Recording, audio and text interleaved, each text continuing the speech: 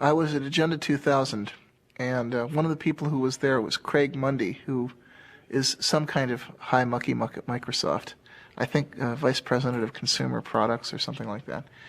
And I hadn't actually met him. I bumped into him at an elevator, and I looked at his badge and said, I see you work for Microsoft.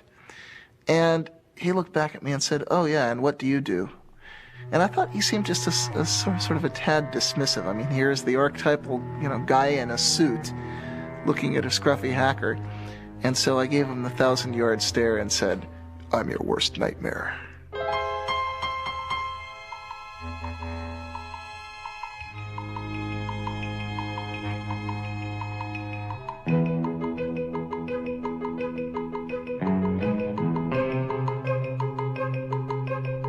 For most of its short but colorful history, the computer industry has been dominated by the Windows operating system. But that could soon change, as Windows faces a strong challenge from Linux. Silicon Valley has long been the place to develop new technology, start new companies, and get really rich. Now the Valley is the front line in a revolution fighting for that most politically incorrect of ideas, individual freedom. Day and night, a loose confederation of hackers and programmers zaps bits and pieces of computer code around the world as it builds the tools to set computer users free. Using open information and the free exchange of technology to achieve its goals, this revolution began in the 1980s with the free software movement and the GNU project, and now is most commonly associated with Linux and the open source movement. We do have one sector that is taking off today. It is the Linux-related sector. And I thought this might be a good opportunity to say, what is Linux? And I'll answer this question for you. Many of you probably already know, but there are 12 million users out there. A computer operating system developed by hundreds of programmers collaborating on the internet, a challenge to Microsoft Windows NT, very popular for its speed, and so this is what the craze is about. To kind of explain what Linux is, you have to explain what an operating system is. And the thing about an operating system is that you're never ever supposed to see it, because nobody really uses an operating system. People use programs on their computer. And the only mission in life of an operating system is to help those programs run. So an operating system never does anything on its own. It's only waiting for the programs to ask for certain resources or ask for a certain file on the disk, or ask for the programs to connect them to the outside world. And then the operating system steps in and tries to make it easy for people to write programs. Open source is a way for people to collaborate on software without being encumbered by all of the problems of intellectual property, having to negotiate contracts every time you buy a piece of software, have a lot of lawyers involved. In general, we just want to get the software to work, and we want to be able to have people contribute fixes to that, etc. So we sort of sacrifice some of the intellectual property rights and just let the whole world use the software. Before there could be Linux, there was Richard Stallman and the free software movement. I mean, think of Richard Stallman as the great philosopher, right? And think of me as the engineer. Richard Stallman is the founding father of the free software movement. Through his efforts to build the GNU operating system, he created the legal, philosophical, and technological foundation for the free software movement. Without these contributions, it's unlikely that Linux and open source would have evolved into their current forms today. I joined the MIT Artificial Intelligence Lab in 1971. I joined a thriving community of hackers, people who loved programming, loved exploring what they could do with computers, and they had developed a complete operating system, entirely written there. And I became one of the team that continued to improve the operating system, adding new capabilities. That was my job, and I loved it. We all loved it. That's why we were doing it. And we called our system the incompatible time-sharing system, which is an example of the playful spirit which defines a hacker. Hackers are people who enjoy playful cleverness. Well, it first started going wrong as the outside world started pressuring us to have passwords. We didn't have any passwords on our computer.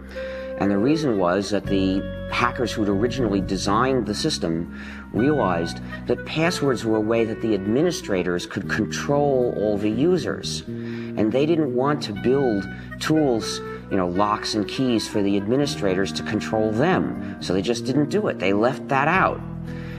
And we had the philosophy that whoever's sitting at the computer should be able to do whatever he wants, and somebody else who was there yesterday shouldn't be controlling what you do today. When they put passwords onto one of the machines at MIT, I and a bunch of other hackers didn't like it. I decided to try a subversive sort of hack. I figured out how to decode the passwords, so by looking at the database of encoded passwords, I could figure out what each person would actually type to log in. And so I sent messages to people saying, hello, I see that you've chosen the password mumble, or whatever it was. How about if you do as I do, just type enter for your password. It's much shorter, much easier to type. And of course, with this message, I was implicitly telling them that the security was really just a joke anyway. But in addition, I was letting them in on this hack. And eventually, a fifth of all the users on that computer joined me in using just enter as their passwords. Where did the ideas that led to what is now called open source, how did that begin? Who began that? Well, it actually began with the start of computers, because at that time, software was just passed around between people. And I think it was only like in the late 70s, early 80s, that people started really closing up their software and saying, no, you can never get a look at the source code. You can't change this software, even if it's necessary for you to fix it for your own application. And you can actually blame some of that on Microsoft. They were one of the real pioneers of the proprietary software model. In the mid-1970s, a group of hackers and computer hobbyists in Silicon Valley formed the Homebrew Computer Club. In the club's January 31st, 1976 newsletter, Bill Gates of the recently formed Microsoft wrote an open letter to the community where he made a point-by-point argument for the relatively new concept of proprietary software. Up to that point, the practice of computer users had been to freely pass around software with not much thought given to its ownership. Known as an open letter to hobbyists, Bill Gates writes, "To me, the most critical thing in the hobby market right now is the lack of good software courses, books, and software itself. Without good software and an owner who understands programming, a hobby computer is wasted. Will quality software be written for the hobby market?" Gates goes on to write, "The feedback we have gotten from the hundreds of people who say they are using BASIC has all been positive. Two surprising things are apparent, however. One, most of these users never bought BASIC, and two, the amount of royalties we have received from sales to hobbyists makes the time spent on Altair BASIC worth less than $2 an hour. Why is this? As the majority of hobbyists must be aware, most of you steal your software. Hardware must be paid for, but software is something to share. Who cares if the people who worked on it get paid? Is this fair? One thing you don't do by stealing software is get back at MITS for some problem you may have had. MITS doesn't make money selling software. One thing you do is prevent good software from being written. Who can afford to do professional work for nothing? What hobbyist can put 3-man years into programming, finding all bugs, documenting his product, and distribute it for free? The fact is, no one besides us has invested a lot of money in hobby software. What about the guys who resell Altair BASIC? Aren't they making money on hobby software? Yes, but those who have been reported to us may lose in the end. They are the ones who give hobbyists a bad name and should be kicked out of any club meeting they show up at. I would appreciate letters from anyone who wants to pay up or has a suggestion or comment. Signed, Bill Gates, General Partner, Microsoft." In the late 70s and early 1980s, Richard Stallman was doing artificial intelligence research and coding at the MIT Artificial Intelligence Lab.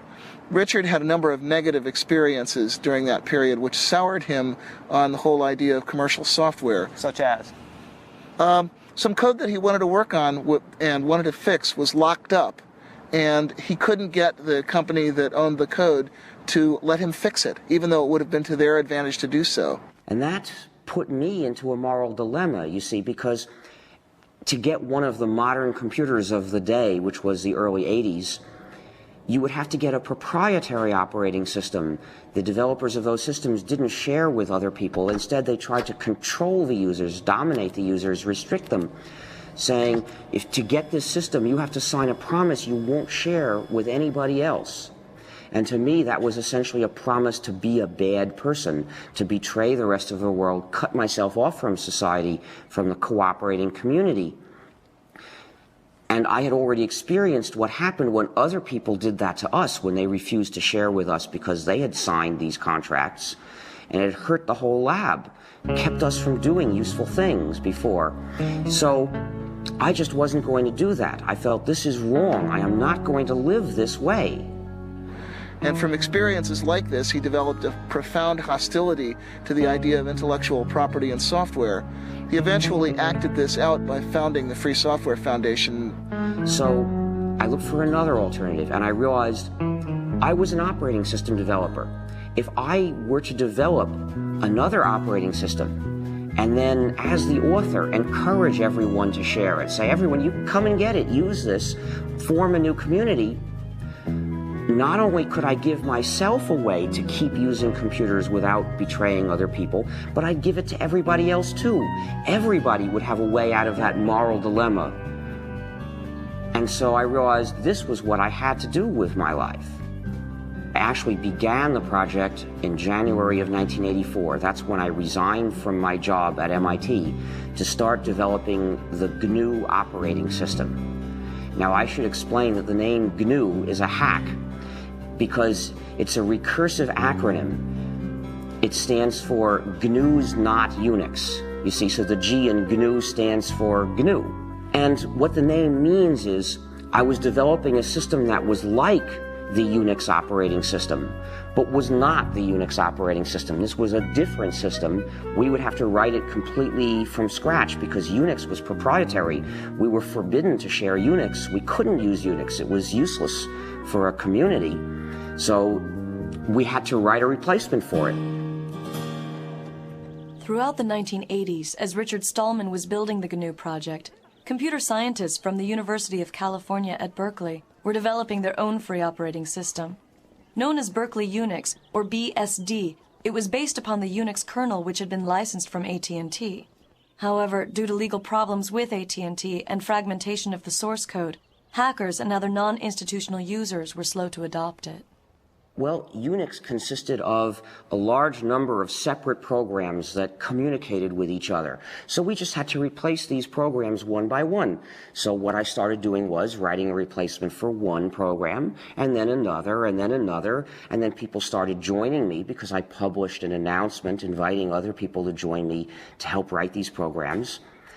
And by around 1991, we had replaced practically all of them. What were some of the programs that you Well, we had to have a complete system, you need to have a kernel, which is the program that allocates resources to all the other programs. You need a compiler, which translates a program from readable source code that programmers can understand into numbers, mysterious numbers that the computer can actually run. You need other programs that go with the compiler to help do this job. You need a debugger. You need a text editor. You need text formatter. You need mailers. You need lots and lots of things. There are hundreds of programs in a Unix-like operating system. I saw Stallman's announcement. Actually, I met him in February of 1987. He came to give a 5-day tutorial on Emacs at our company. And during the day, he would explain new ways to think about Emacs and ways to extend and enhance it and to use the Emacs source code for better or worse. But in the evening, he was busily working on this compiler, and he had not yet released it to the public, so he was being a little bit careful about who got to see the source code. But I was very eager, and when he first announced it in June, I downloaded it immediately.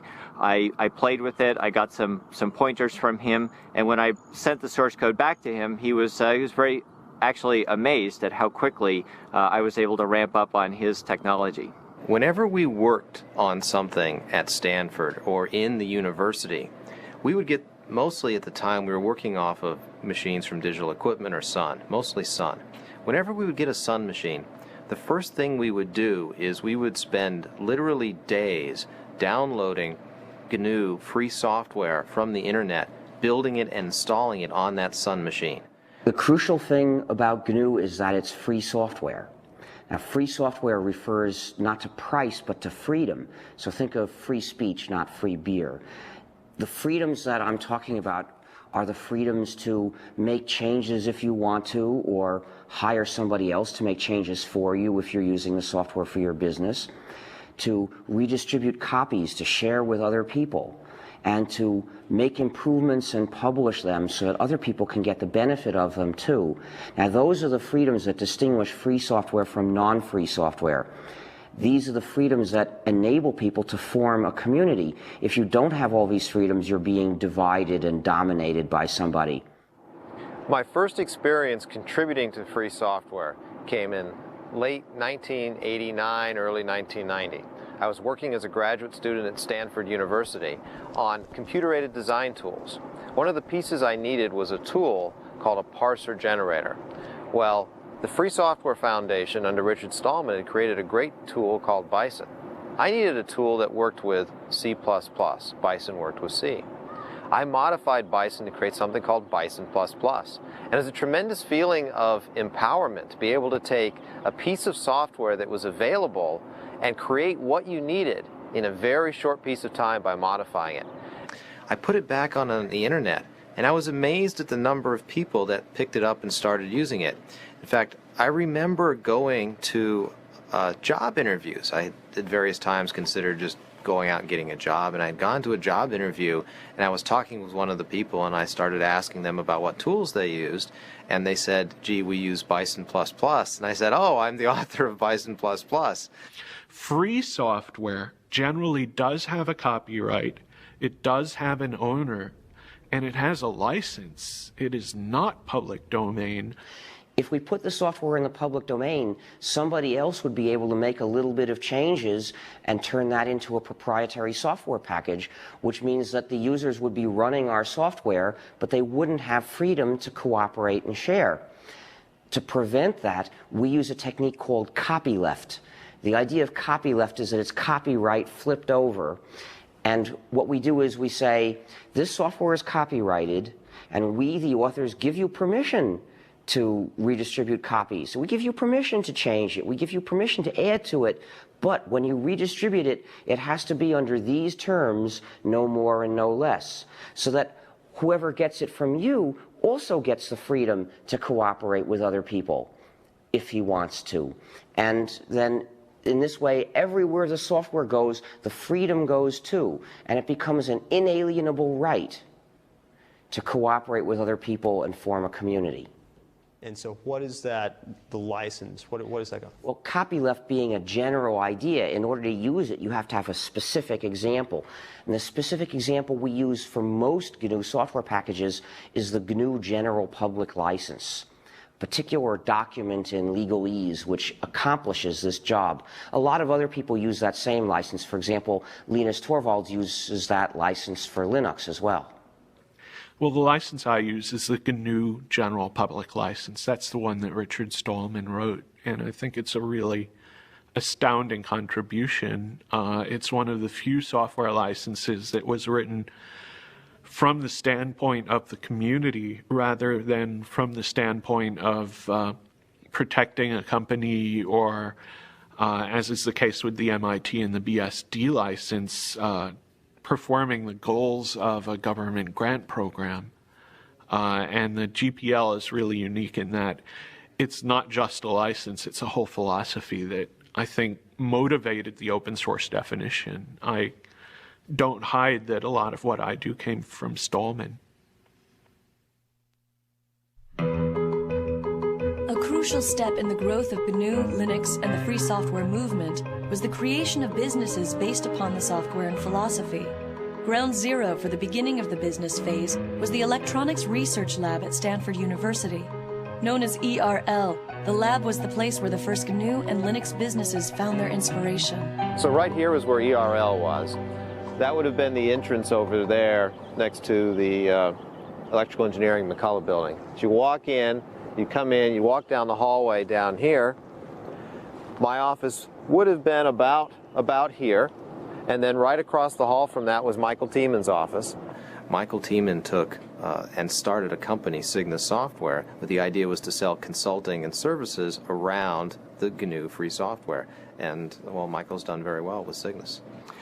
Well, I spent a lot of time working out how we were going to make money, and in the original GNU Manifesto, which is the last chapter of the GNU Emacs manual, Stallman proposed a number of different possible ways to make money. From the beginning of the free software movement, I've had the idea that there's room in it for business to be done. One of the advantages of free software is that there's a free market for any kind of service or support. So if you are using software in your business and you want good support, you have a choice of people to go to for it. You have a choice of businesses that are in the business of providing you with support. So they're going to have to, in general, give you good support, or you'll go to somebody else. With proprietary software, support is a monopoly. There's one company, typically, that has the source code, and only they can give you support. So typically, you're at the mercy of a monopoly. That's the case, for example, with Microsoft. So no wonder the support is so bad. The benefits of free software were tremendous, but the cost of supporting it internally made managers very, very nervous. And so the fundamental idea I had was, if we could build a model that could deliver 2 to 4 times of support and hand-holding capability that an internal engineer could provide, and we could do it at 1/2 to 1/4 of the cost, that would meet the test of whether or not people would actually buy. And by about the fall of that year, we had all of the things worked out about who we needed on the technical team, what the terms of the sale would be, what the key price points were, and we actually received our incorporation in November of 1989. One of the most difficult things in starting our company was actually finding a name for it. I explained this to one of my friends. We were having difficulty, and he returned an email message that basically just had a bunch of words with the name GNU in it. And Cygnus was the one that looked least obnoxious and least obscene. I can say very clearly that Cygnus was the first business that specialized in free software. Cygnus supported free software, filled a very essential niche because we had this great software. You could get it for nothing, but you couldn't get support, and they made their money by charging for support. The GNU project started by building a toolkit of basic development tools such as a C compiler, a debugger, a text editor, and other necessary apparatus. And their intention was eventually to develop a kernel to sit underneath those and be the center of the operating system. By about 1990, they had successfully developed that toolkit, and it was in wide use on a great many variants of Unix, but there was still no free kernel.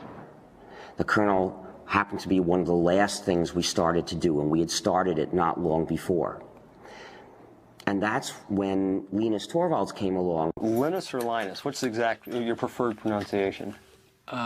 When I speak Swedish, it's Linus. When I speak Finnish, it's Linus. When I speak English, it's Linus. And I really don't care how people pronounce my name. But Linux is always Linux. He developed a kernel and got it working faster than we got ours working, and got it to work very nicely and solidly. His kernel is called Linux. The initial goal was my very personal goal, to be able to run a similar environment on my computer that I had grown used to at the university computers. And I could not find anything that suited me for that, right? So having been doing computers for all my life, basically, at that point I just decided that I'll do my own. Most of the inspiration early on came from Sun OS, which was what I was using at the university at the time. Which university? University of Helsinki in Finland. From 1991 to about 1993 was really, I guess, the infancy period of Linux. That was when it was still only alpha or beta quality. It was relatively unstable, although even then it was a good deal more stable than a lot of what are now called production operating systems. Linus used the traditional tried and true method of writing one program that does the job, and he got it to work quickly, in fact, faster than I would have thought was possible. The term for it is monolithic, which means that basically the OS itself is one entity, indivisible, while in a microkernel, the operating system kernel is actually just a collection of servers that do different things, and then they have a common protocol for doing communication between themselves. So why is it that if the GNU project had so much lead time, so to speak, doing this, why is it that he was able to kind of come in at the tail end, so to speak? Well, we actually started the GNU herd not long before he started Linux. And as it happened, though, we chose a design that's a very advanced design in terms of the power it gives you, but also turns out to be very hard to debug.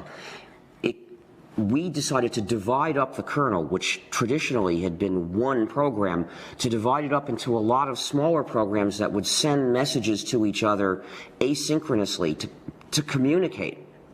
And the problem is that style of programming has a great deal of potential for bugs, which are often very hard to figure out because they depend on does this program send this message before or after this one sends that message.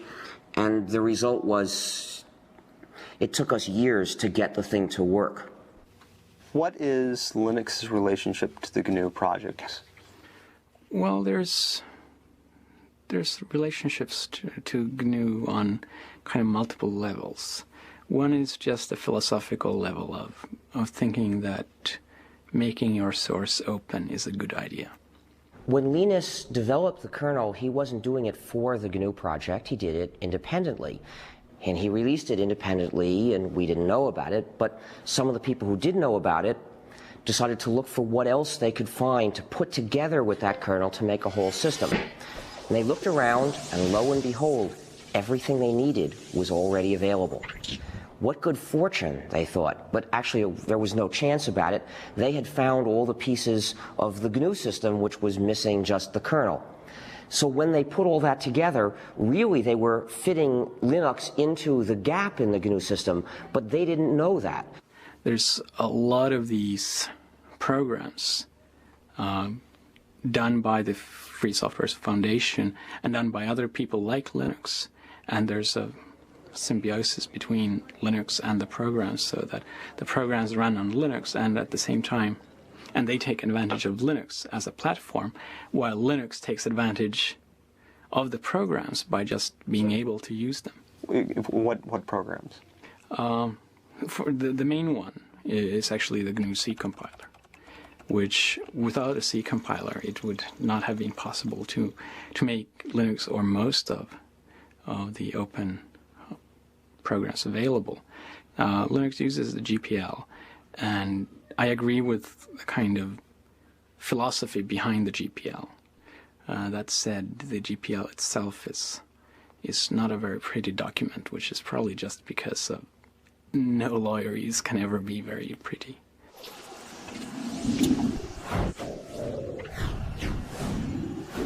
Well, I'd been playing around with Linux for actually late 92, early 93 for about a year before I decided it was to the point where it actually had everything that I needed to really replace the Sun workstation.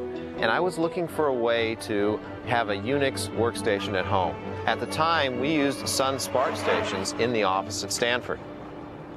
Those machines cost us about $7,000. Now, I desperately wanted a Unix machine at home. There's always this thought you get as a graduate student, gee, if I could work at home, then I would be so much more productive. I would graduate sooner because I would finish my thesis sooner. Well, is it true? Well, you can judge, you know. Most people end up spending a lot of their time becoming more productive so that if they ever actually worked on their thesis, they'd finish it in a day. It takes a while sometimes. So I decided I wanted a Unix machine at home. And I went out there and was able to use Linux together with a PC. For about $2,000, I put together a system that was 1.5 to 2 times faster than that $7,000 Sun SPARC station. That was absolutely amazing. I had 1.5 to 2 times the speed at 1/3 to 1/4 the price. Light bulbs went off. I knew there was an opportunity here. This was a chance to really do something better than what Sun has done around open source. and Linux? I called it Linux originally as a working name, and that was just because Linus, and the X has to be there. It's Unix. I mean, it's like a law. And what happened was that I initially thought that I can't call it Linux publicly because it's just too egotistical. And that was before I had a big ego, right? They thought they were taking a whole bunch of components and putting them around Linux. So they ended up calling the whole thing a Linux system, and somehow that term caught on. And the result is there are now 10 million people using this variant of the GNU system, the GNU/Linux operating system, and most of them don't know it. Some people advocate that it be described as GNU/Linux. I mean, what's your thought on that? Is that justified, or? Well, I think it's justified, but it's justified if you actually make a GNU distribution of Linux. The same way that I think that Red Hat Linux is fine, or SUSE Linux, or Debian Linux. Because if you actually make your own distribution of Linux, you get to name the thing. But calling Linux in general GNU Linux, I think, is just ridiculous. I got involved in Fall 93 because I was sent a copy of the first CD-ROM commercial Linux distribution, which was called Yggdrasil. It was produced by Adam Richter. And I got a copy because I had been myself writing free software for a long time, since the early 80s. I was actually one of the early GNU contributors myself. And I was absolutely astonished. I was completely astonished because I'd been a software engineer for nearly 15 years at that point. And according to all the rules I knew about controlling complexity, keeping your project groups small, having closely managed objectives, Linux should have been a disaster, and it wasn't. Instead, it was something wonderful, and I was determined to figure out how they were getting away with that. In order for Linux to grow beyond the world of the computer programmer, it needed a use, an application that made it a must-have technology. That threshold was crossed with the development of a program that made complex websites possible. That program is the Apache web server. The killer app of Linux was undoubtedly the Apache web server. If you look at the history of Linux, the adoption curve of Linux and the adoption curve of the Internet exactly track each other. 1993, which was when the Apache web server project really got started, was also the beginnings of the popular ISP explosion, when the Internet first became a mass market commodity and the idea of web-based electronic commerce and mass communication became real. I think it was one of the first applications that caused people to go, wow, if I install Linux, I get some tangible benefit from doing so, right? I mean, clearly there were a lot of interesting applications on Linux at the time, this being maybe 2 or 3 years ago when this thing really started to take off.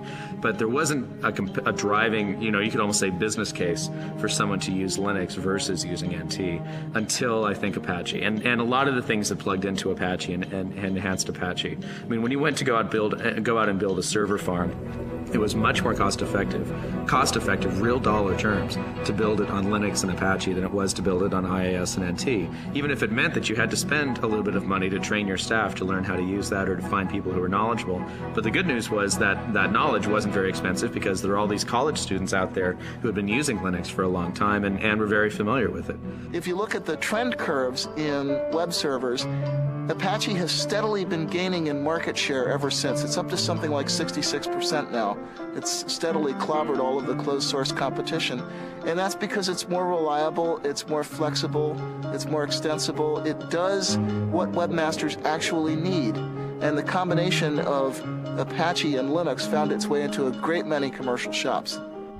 Essentially, Apache became the application that motivated internet service providers and e-commerce companies to choose Linux over Microsoft's Windows. It would probably run best on Linux and on FreeBSD. And the reason is the communities around those operating systems are also the communities that contribute the most back to Apache, right?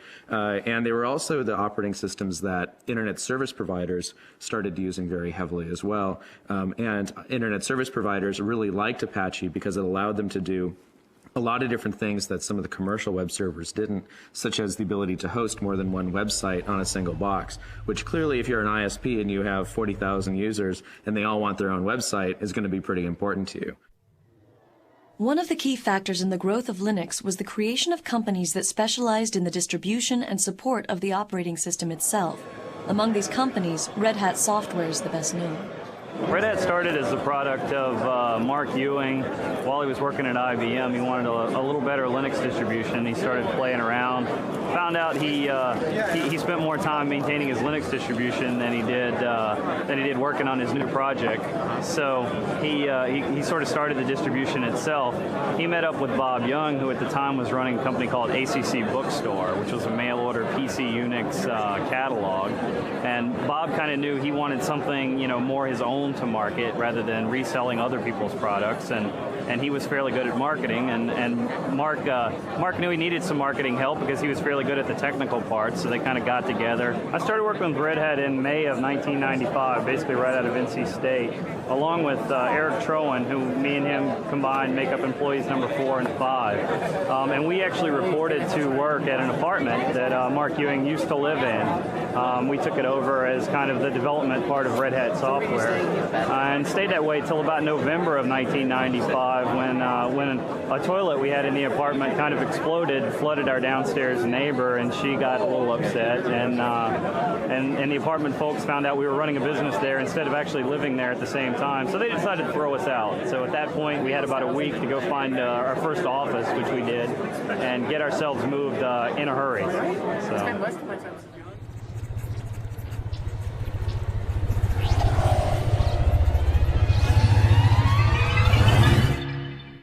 We started going in, again, 95 or so to the venture capital firms, saying, there's something happening here. There's a great business opportunity to build the next Sun for open source.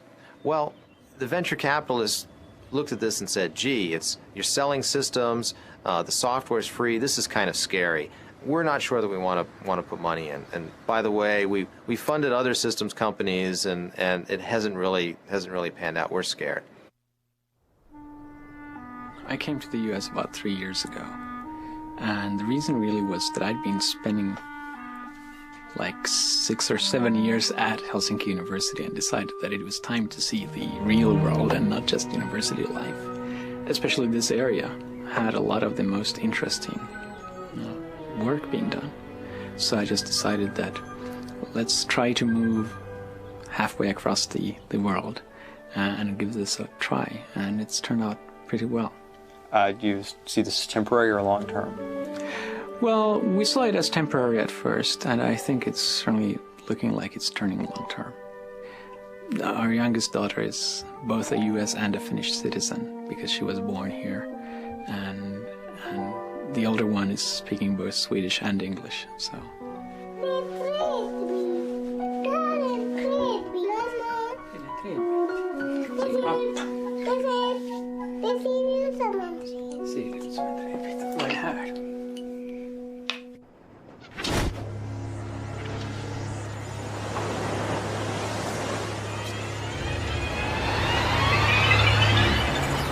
The next major event was one that I had a direct hand in. I wrote a paper called The Cathedral and the Bazaar, which was my observations, my anthropological analysis of what it was that made the open source world work. We didn't call it that then. We're still using the term free software primarily. So it was my observation of what made the free software world work and why we were able to produce extremely high quality software in spite of constantly violating all of the standard rules of software engineering. In that paper, I was setting up a contrast between two different styles of development, two opposed styles of development. One, which is the conventional closed development style, which I called the cathedral style. In that one, you have tight specification of objectives, small project groups which are run in a fairly hierarchical, authoritarian manner, and you have long release intervals. On the other hand, what I identified as happening in the Linux world was a much more peer-to-peer, decentralized market or bazaar-like style in which you have very short release intervals and constant solicitation of feedback from people who are formally outside the project, a very intense peer review process. And the startling thing was that the more I looked at this, the more it seemed that trading away all the supposed advantages of conventional closed development for that one single advantage of massive independent peer review actually seem to win, actually seem to get you good results. The reason Netscape is important is that they were the first large company to participate in open source. We had Cygnus providing support, but we didn't really have much business. And Netscape went open source essentially as a way to fight Microsoft, which was giving away Internet Explorer, but not letting anyone else have the source code, not letting companies collaborate. Working as part of the sales force, I got a good idea of why people bought our software and what it took to make our software successful in the marketplace against competitive products. However, the problem we were seeing is that as time went on, our software was being competed against by other people's software, particularly Microsoft's. And as time went on, the price of our software had to drop because other people were giving their software away at no charge or at little charge. No, the real problem was that they feared that Microsoft would achieve a monopoly lock on the browser market, and they would then use that monopoly lock to pervert, actually, the HTTP and HTML standards that the web depends on.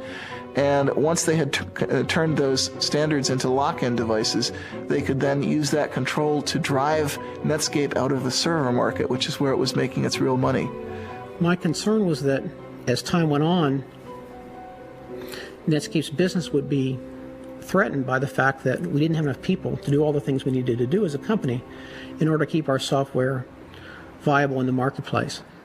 The Netscape release happened in early 1998, and I was told later, I had no idea at the time, that it came about as a direct result of the right people having read The Cathedral and the Bazaar. The Cathedral and the Bazaar, the paper by Eric Raymond, was a significant influence on Netscape's decision to release source code. Came as a complete shock to me.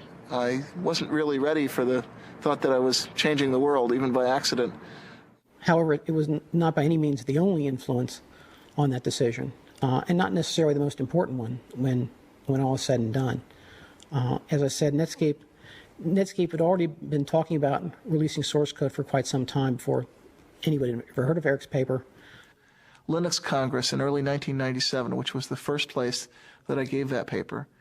And one of the people who heard it was Tim O'Reilly of O'Reilly Associates. And he thought it was pretty intriguing. And he asked me to give it at his first Perl conference, which was later that year in fall of 97. And apparently what happened, I was told later, although I had no idea this was happening at the time, is that some people from Netscape actually heard the paper at the Perl conference and took those ideas back to Netscape, and they kind of lit a fire there. The role of my paper was essentially to make the internal case at Netscape, to make the business case for why Netscape should release its source code. The paper was called Netscape Source Code as Netscape Product. A strange title. Essentially, what the title meant was that, in my opinion, we needed to think of source code not just as something that was used in creating our products, but as something that was a product in its own right, something that customers might use, other people might use. I then looked at what the business models might be if we release source code for our products. How would we license them? How would we sell products in this environment? Then I looked at the competition, particularly Microsoft. What would they be likely to do if we release source code? Was there some way they could use our source code against us? I used Eric's paper as an example of how distributed development could work, how a company could develop software not just using their own people, but also working with people on the internet. And that's why I included a reference to Eric's paper in my paper. Once my paper was circulated, the people who read my paper would naturally enough find a reference to Eric's paper and read that as well. And who was involved in making that happen at Netscape? Primarily, the person who made the actual decision was Jim Barksdale. And this turned out to be important later, that our big win, the big score that gave us mainstream visibility and credibility with investors, came not because of bottom-up evangelism from a bunch of engineers, but because one strategist at the top saw the potential power of this method and then essentially imposed that vision on everyone underneath him. When I completed the paper, I first gave a copy to Mark Andreessen, who was co-founder of Netscape and was at the time in the senior management team at Netscape. Mark then gave a copy of the paper to several other people within Netscape management, including Jim Barksdale. I'm not sure exactly when Jim and the other senior managers made the actual decision. I believe it was in early January sometime.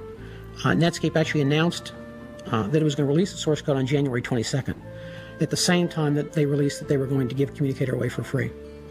When Netscape decided to release the source code, people sort of got a wake-up notice that said, hey, maybe there is something to this idea of releasing source code and doing development with people outside your company. So Netscape's decision brought a lot of public attention to the idea of free software, what became known as open source, and brought a lot of attention to the Linux operating system, which was one of the most prominent examples of open source software at that time.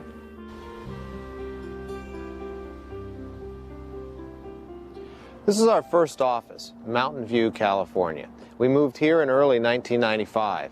This is 4,000 square feet. It was an incredible leap of faith for us to move out and take the company to our own office.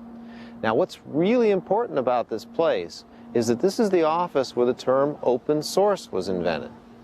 If you walk into an executive's office and you say free software, okay, if you're lucky, the response you'll get is something like, free software must be cheap, shoddy, worthless. And if you're not lucky, it has associations with the Free Software Foundation's wholesale attack on intellectual property rights, which, regardless of what you think about the ethics of that, it's lousy marketing. It's not something that businesses want to hear.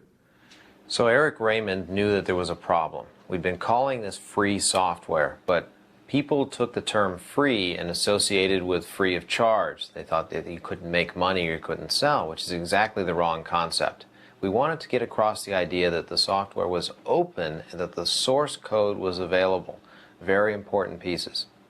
We had this meeting at the VA offices in Mountain View where Eric, myself, and Christine Peterson from the Forsyth Institute joined us, as well as several other people. Christine Peterson was there by phone. John Mad Dog Hall was also there by phone. A guy named Todd Anderson, who later worked for SUSE for a while, was there. Sam Ochman, who now runs Penguin Computing, was there. He was an employee of VA at the time. Well, we came up with the concept of open source. We called Linus, in fact, and asked Linus if he liked it. He was interested. He liked it. Eventually, we came up with something that replaced free software. So that was the beginning of open source. How did you choose the words open source? Do you remember? You know, I think Christine Peterson was the person who really came up with the idea. We wanted, again, the idea that the source code was out there and it was open. There weren't many choices. Well, since the first three recipients have spoken for the open source movement, I think I should speak about the free software movement. The open source movement focuses on practical advantages that you can get by having a community of users who can cooperate on interchanging and improving software. I agree completely with the points they make about that. The reason why my views are different, why I am in the free software movement rather than the open source movement, is that I believe there's something more important at stake, that freedom to cooperate with other people, freedom to have a community is important for our quality of life. It's important for having a good society that we can live in, and that is, in my view, even more important than having powerful and reliable software. But I think some of the people in the free software camp are a little scared by the commercialization. And, you know, of course, a rebel is put off by success. I think that commercialization is very important. We want to mainstream this software. And I work with Richard Stallman, who's the gray-haired man of free software, on a regular basis. And I don't feel I have any philosophical differences. Me as author of the open source definition, and he is originator of free software as an organized thing, except for one thing. Richard wants all software to be free, and I think that free software and non-free software should coexist. That's the only difference we have. we decided early on that what we needed a definition. We needed a kind of meta license to define the term open source. And what we came up with is a document called the Open Source Definition. It's derived from the Debian Free Software Guidelines that were originally written by Bruce Perens. I had written the original draft of that, discussed it for a month with the Debian developers. Debian is a Linux distribution, and made it their project policy.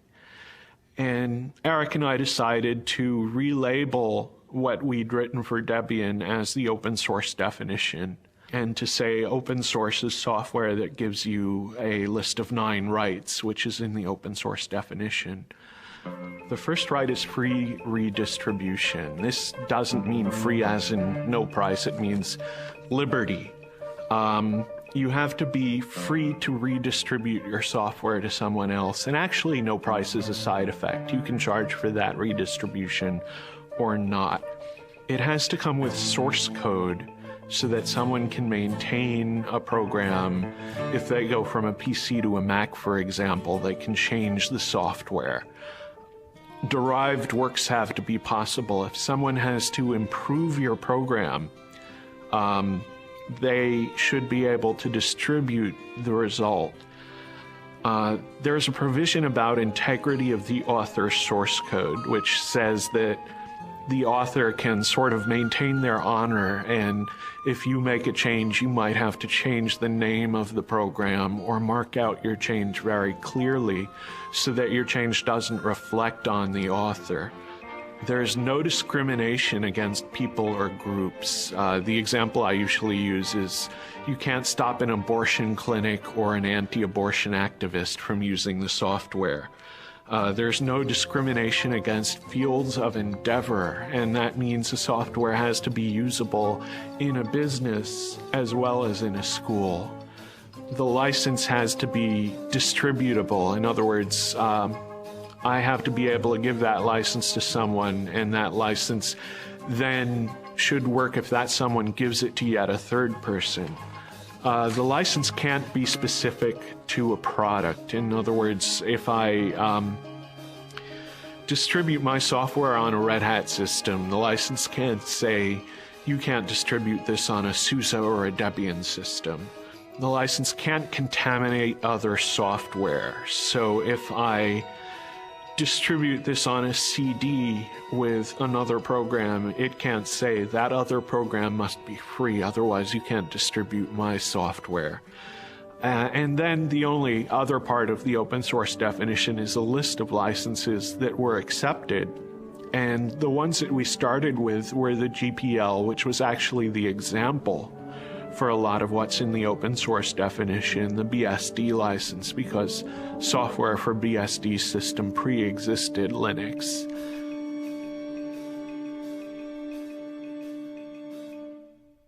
I think the next moment that I thought was really pivotal was when the database vendors flipped over, which happened about 3 months sooner than I expected it to. It actually happened in late July, early August.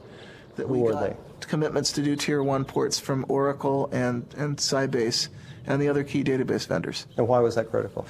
Because we knew that in order for the open source story to be credible, and especially in order for the Linux story to be credible, we'd have to get commitments from independent software vendors to do ports of their applications to these platforms.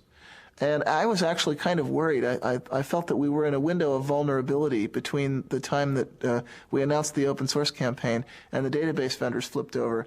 That was the point at which hostile action by Microsoft or other closed source software companies, that was the point at which a serious marketing blitz might actually have sunk us.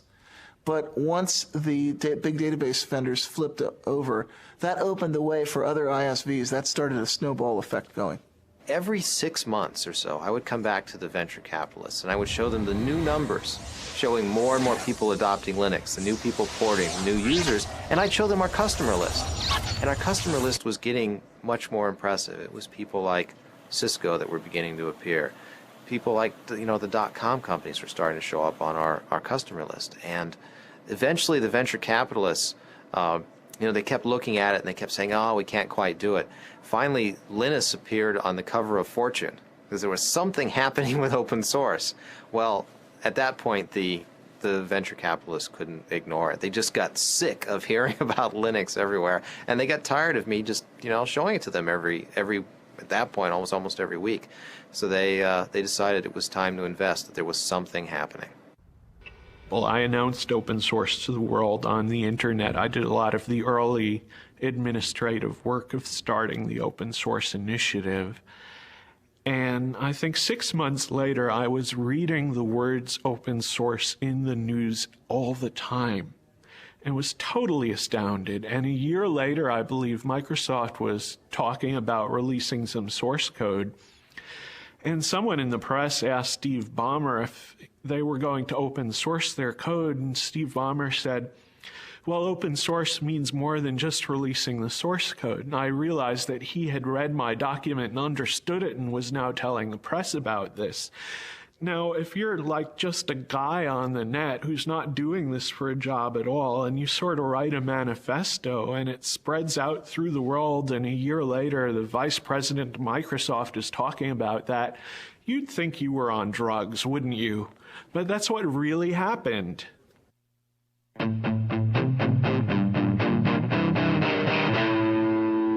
The local user groups tend to be more an issue of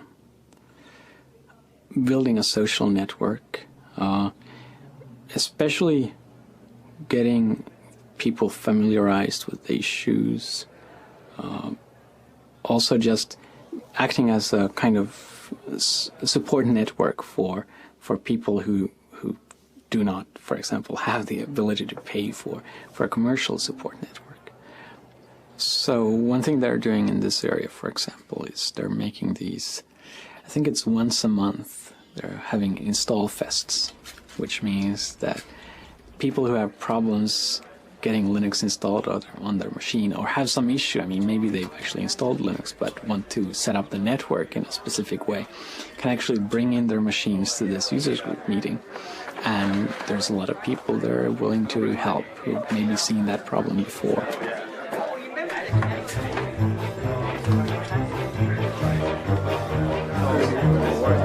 So the card that only connects locally, go back to this. Well, actually things aren't going so well. I tried it earlier myself. I had problems, and so I came to this install fest where all the gurus abound. Hopefully I'll have better luck getting it in. Instead of sending emails or writing to news groups on the internet and waiting several days for the answer sometimes, it's easy to come here and find other people who might know about your problem and may be able to help you. And hopefully within a few hours you have your machine installed. Originally I wanted to install on my larger laptop, and so I just did a search on the net and found where there were resources to get help. And I'm here today because I'm trying to put Linux on this little guy right here, which is a Toshiba Libretto. And it's not the easiest thing in the world to do because it's a weird piece of hardware. So, are there any chairs around here?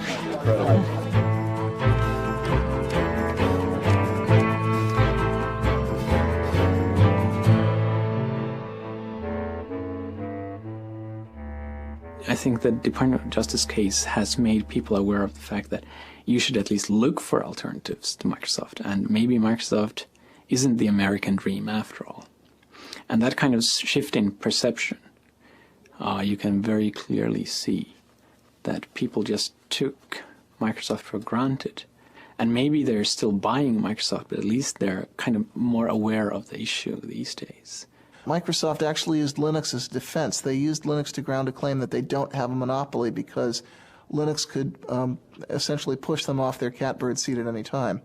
It was a very ingenious argument, totally specious, because it didn't do anything to answer the charge that they had previously engaged in bullying and various anti-competitive practices. But it was clever of them. In an event, the judge didn't buy it.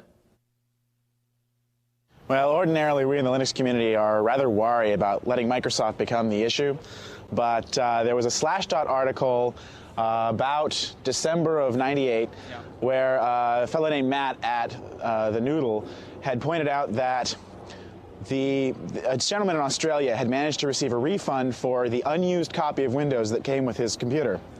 So he declared the 19th of January, was it January? No, it's February. It's February, I'm sorry, the 19th of February. He declared the 19th of February Windows Refund Day, and he encouraged everyone to go to their computer manufacturers and return their unused copies of Windows as it was specified in the Windows End User License Agreement.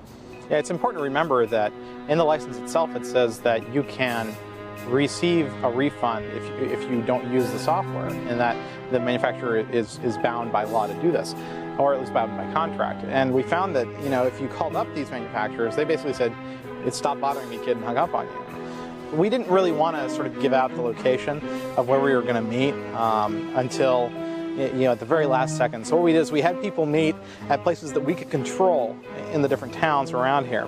So I was the San Jose marshal, and I believe, Nick, you were the San Francisco? Rick Moen and I did San Francisco. Right. Yeah. And so we had maps there, and we handed them off to everybody who was coming. Well, we actually met at a Denny's that's just outside the Foster City limits, Foster City city limits, which meant also that it was just outside the Foster City police jurisdiction, which meant that any incidents that happened at the meeting point happened in the jurisdiction of San Mateo, and if they told us to get lost, we'd say, fine, we're going to Foster City, bye. It's sort of the Dukes of Hazzard method of avoiding the cops, so. Well, actually, we marched on the other side of this building. We marched around and up onto the parking structure that's up there. And that's where Microsoft had a reception laid out for us with drinks and a big sign that said, you know, Microsoft welcomes the open source community. And the local news cameras got shots of Eric Raymond and the Microsoft representative. The Microsoft story seemed to mostly be that this was not an issue for Microsoft, but rather from the OEMs. So we all needed to go back to our computer manufacturers and try yet again to try and get a refund from them. We responded to them saying, you know, we've tried that, it's not possible. We need Microsoft to take action at this point. And they just repeated the tagline over and over again. You need to go to the OEMs, the manufacturers, and get your refunds there. We had about 150 people, probably about half of which had signs and such, so. Well, we ended up actually right in this courtyard here. Basically, we originally gathered outside. Various people sent groups in. People from the FreeBSD camp sent a couple folks in. We had Eric Raymond and Chris actually tried to go up eventually. And, they had blocked the elevators off to us. Where were their offices? Their offices are right up here on the 9th floor. We got some really nice press out of it. And we think as a result, Toshiba made it possible for you to buy laptops without the operating system on it. So it's a small victory, but well, and even now, companies such as IBM and a lot of other computer manufacturers are allowing you now to buy machines that don't have Windows on them.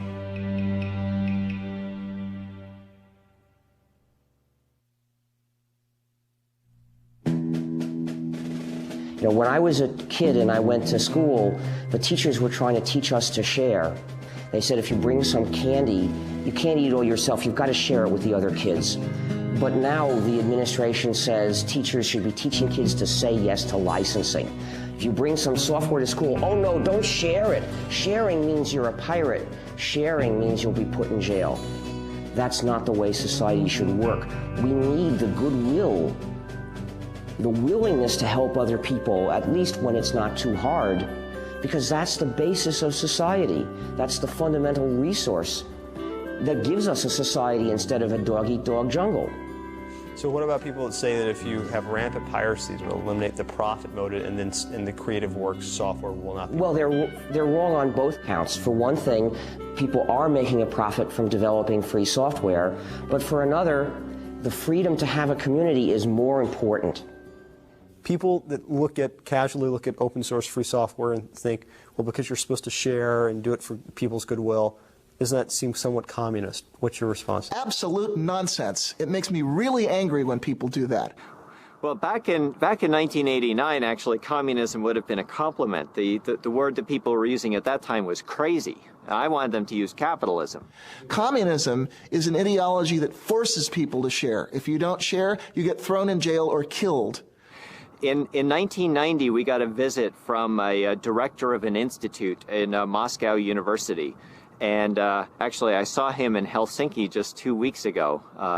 But in any event, he came by And Richard Stallman had suggested that he visit Cygnus because he was interested in understanding how the free software model might apply to stimulating entrepreneurial innovation in Russia, of all places.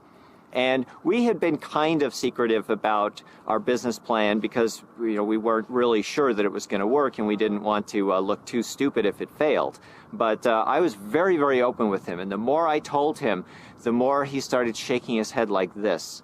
And I finally said, what's wrong? And he said, this sounds too much like communism to be successful in Russia. You go to a gulag and end up in a mass grave with a bullet in the back of your head. Open source is not communism because it doesn't force people. Karl Marx did not invent helping your neighbor. It's not communist to have a commons. A commons existed long before communism as a philosophy of government. There are many commons in our lives. For example, we drive on the highway, something that is maintained for our common good. Actually, labeling our business model means that it misses the point a little bit. Whether it's communist or whether it's capitalist, the label doesn't matter. The real question is, how much value can you deliver? How scalable is the business? What kind of problems, what kind of rate of innovation can you sustain? And then however you want to label that is really up to you.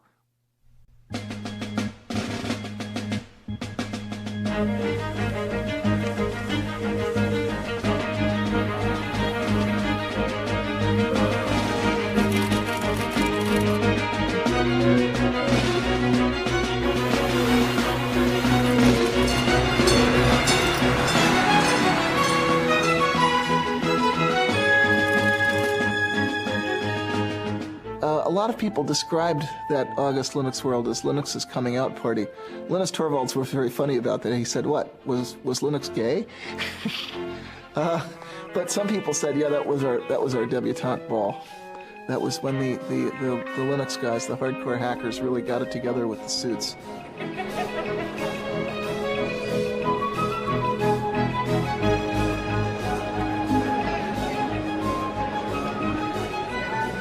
At 3 p.m. on August 10th, 1999, Linus Torvalds delivered the keynote address at Linux World. The crowd of 6,000 people began lining up at 12 noon.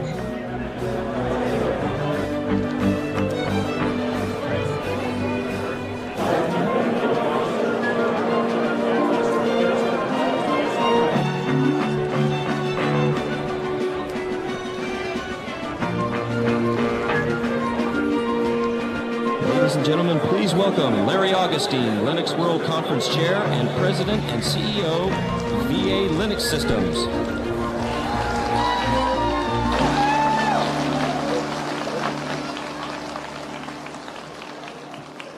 These guys have to clap. I pay them. Thank you all for being here. It looks like it's been a great show so far. If you'll indulge me for a moment, I'm going to try and avoid the glare of the lights and just I still think there's a lot of people, even though this is the second show, I still think there's a lot of people who don't quite get what it is that's so exciting about Linux. There's this great show going on next door, there's huge exhibits and everything, but it's the people out here that are the real contributors, not those companies. The person on next, I know you all know, so I don't have to give anything in the way of introduction. Ladies and gentlemen, I give you Linus Torvalds. Linus.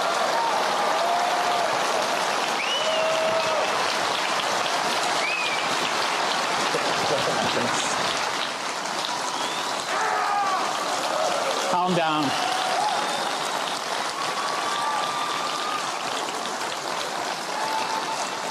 Calm down. Say, ooh.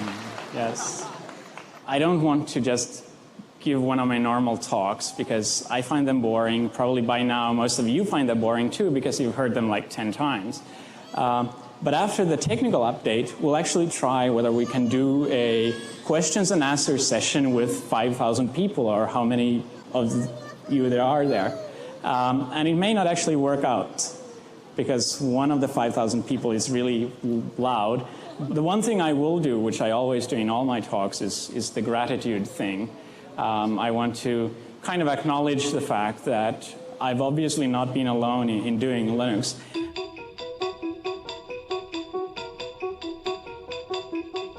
Red Hat up 228%. This is the IPO that everybody was waiting for. They, of course, are behind the Linux operating software. RHAT.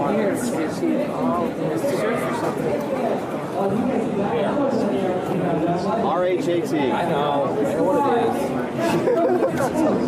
All I've gotten today are comments about what the stock price is all morning. You know, it was at 41, it was at 42, it was at 47, it was at 53, it was at 51. Every machine, as far as I can tell, on the show floor is pointed to their E-Trade accounts, to their broker accounts. They know the Red Hat price. I can't believe it. 46. I just heard 53. Oh boy! Hang on, I didn't buy any. You didn't buy? No, I didn't buy. I should have bought, but no. That's great if it's that. You guys don't know? Well, you know, Red Hat being successful just means that it legitimizes Linux, so it's much easier for us to go out.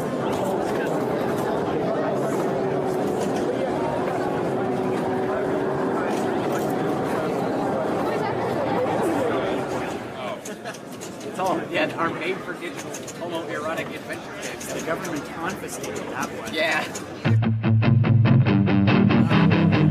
It's kind of been a little bit divided. You've got a lot of people that are pretty hardcore, and they're kind of offended by that, you know, because they work really hard and they're not really getting maybe their fair share out of that.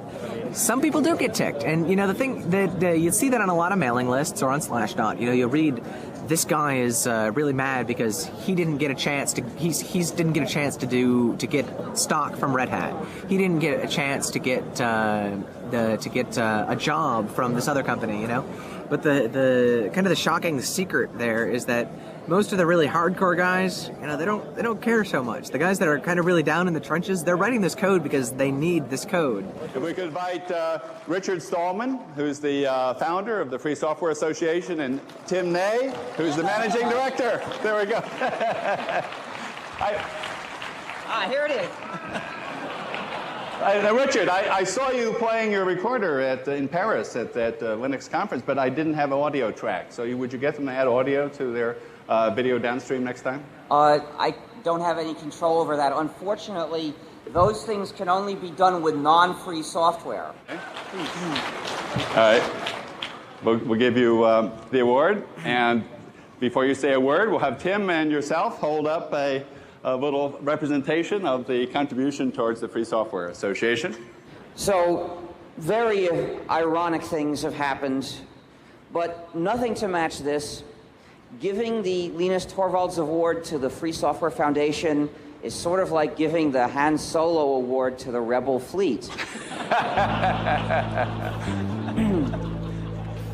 You see, some of you may not realize how far that analogy goes. But actually, let me tell you how we got here. See, what happened is, 15 years ago, if you wanted to use a computer, the only way you could do it was with proprietary software that divides and subjugates the users. And most people a lot of people didn't like it, but they saw no alternative.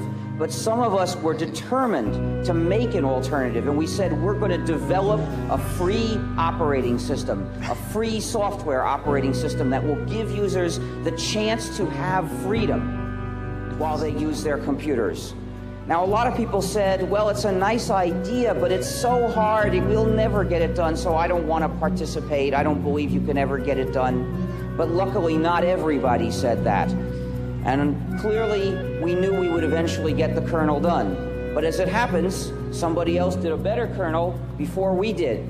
Now, in the old days, we had an overall strategy for calling people's attention to the importance of freedom, to the freedom that they can have or not have when they use a computer.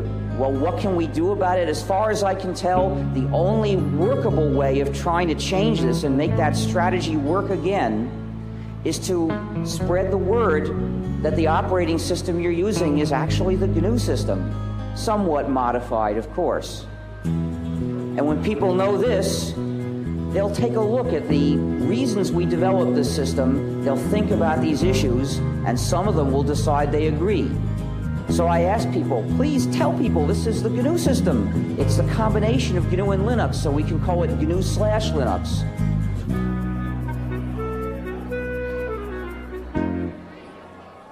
So, Larry, when you were at Stanford 8-9 years ago doing your PhD, did you ever think you'd be in this position?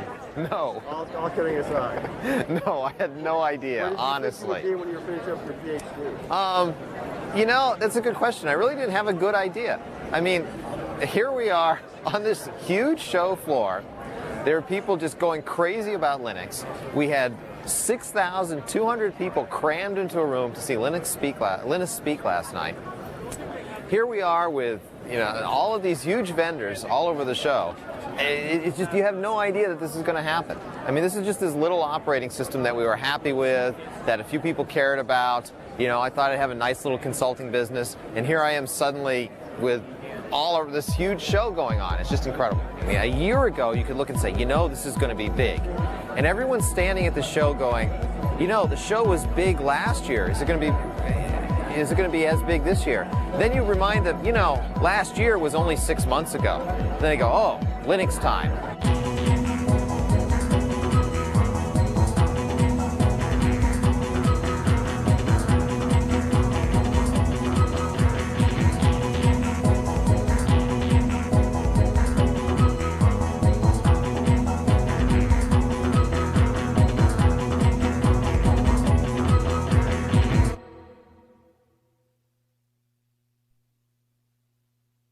So leading up to the IPO, we had arrived actually in San Diego on Tuesday night.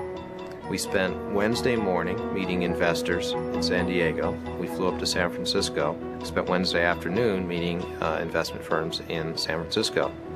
Then on the Thursday morning of the IPO is when our stock would be traded publicly. So it was nice that we had ended the tour in San Francisco, because we could go to the Credit Suisse trading desk the next morning to watch the public offering.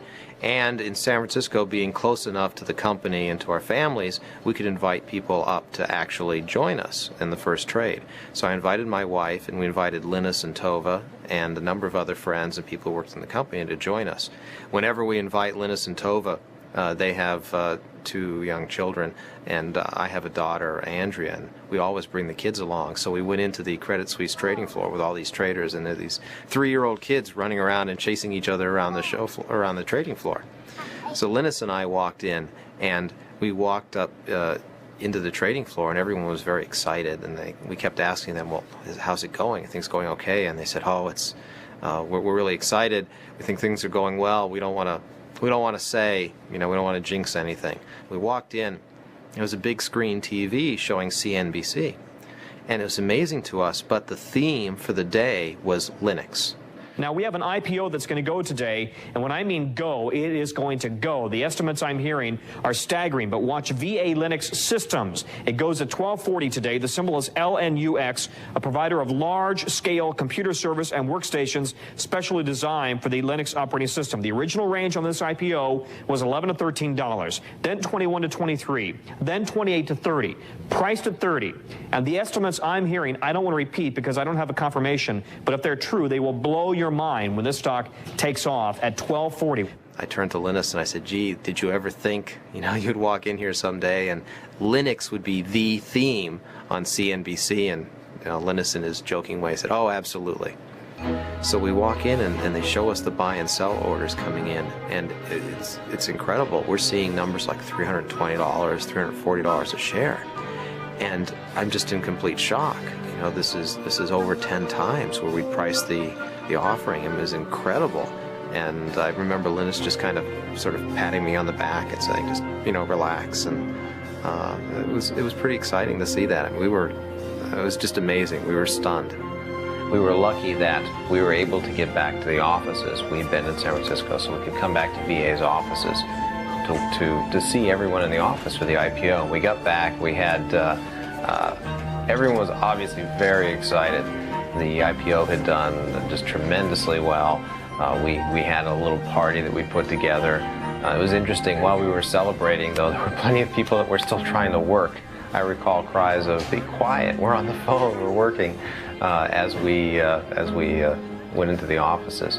One of the things I did was I gave the roadshow presentation for the employees back at the office so they could have an idea of what we'd been telling investors and understand exactly what we'd put together for them.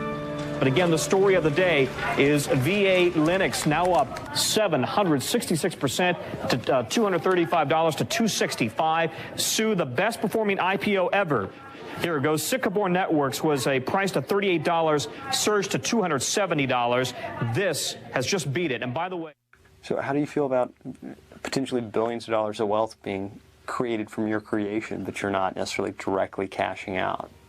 So, if I hadn't made Linux available, I mean, I wouldn't have gotten any money that way either. So, I mean, it's a win-win situation.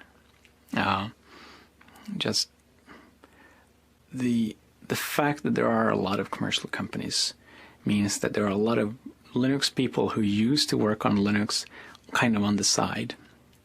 And now they get paid for doing what they wanted to do. And that helps me in the sense that I wanted them to work on Linux anyway.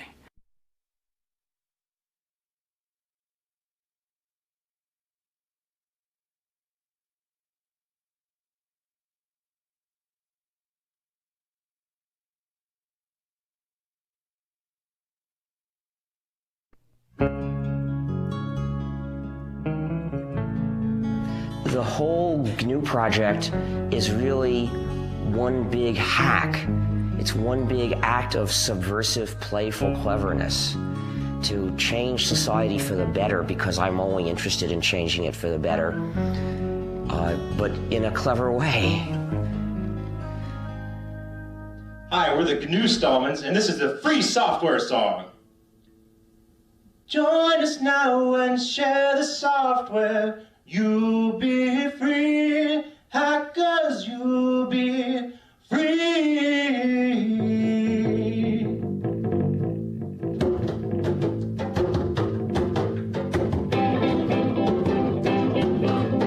Others may get piles of money, that is true. Hackers, that is true.